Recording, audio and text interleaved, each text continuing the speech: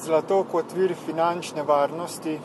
V času trenutne gospodarske krize nekateri finančni strokovnjaki svetujejo nakup zlata zaradi svoje finančne varnosti, kajti vrednost zlata, srebra in drugih dragih kovin se je v zadnjih mesecih močno povečala in pričakuje se, da se bo vrednost dragih kovin še dvigovala v naslednjih mesecih oziroma letih. Seveda vrednost se bo dvigovala v primerjavi z vrednostjo dolarja, tudi skozi zgodovino se je pokazalo, da vrednost zlata se v bistvu ne spreminja, torej da ne pada in se ne dviguje, kajti nekdaj si lahko dobil za enako količino zlata, enako količino dobrin, kot jih lahko kupiš v sedanjem času z to mero zlata. Vrednost zlata se torej ne spreminja, temveč se spreminja vrednost denarja oziroma določenih valut v odnosu do zlata. Vrednost denarja, še zlasti dolarja, bo v naslednjih mesecih in letih močno padla, saj take so napovedi. Zato naj bi z nakupom zlata nekako stabiliziral svoj osebni dohodek, tako da se ne znižuje v skladu z padanjem vrednosti denarja.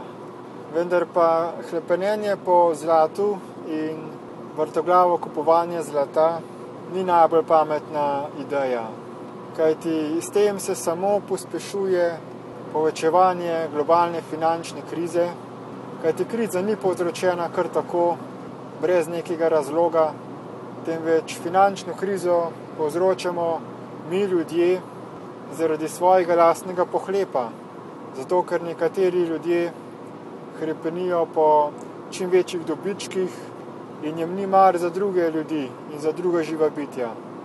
Posledica je to, da ima peščica ljudi ogromno bogastva, medtem ko milijarde ljudi pada v vse hujšo revščino. Zato bolj kot kupovanje zlata pri Destiny predlagamo, da se vsak vključi v spletni izobraževalni program Destiny iProcess, kjer se človek učinkovito odpravi vseh teh sebičnih, pohlepnih vedenjskih vzorcev, da se zadovolji za tistim, kar je tukaj, da podpre princip enakovrednosti vseh živih bitij in da prične početi v korist vseh živih bitij. In skozi ta izobraževalni proces Destiny iProcess lahko človek tudi zasluži veliko denarja kot mentor. Torej, kdor želi dolgoročno poskrbeti za svojo finančno varnost, najraje prične delovati kot mentor v sklopu tega izobraževanja. Naslednji predlog Destiny za izboljšanje finančnega stanja na svetu pa je predlog za politično uvedbo enakovrednega denarnega sistema, ki bo popravil vrednote v družbi, tako da največjo vrednost ne bojo imele tiste stvari, ki so najbolj redke, kot je recimo zlato, temveč da bo največjo vrednost imelo življenje.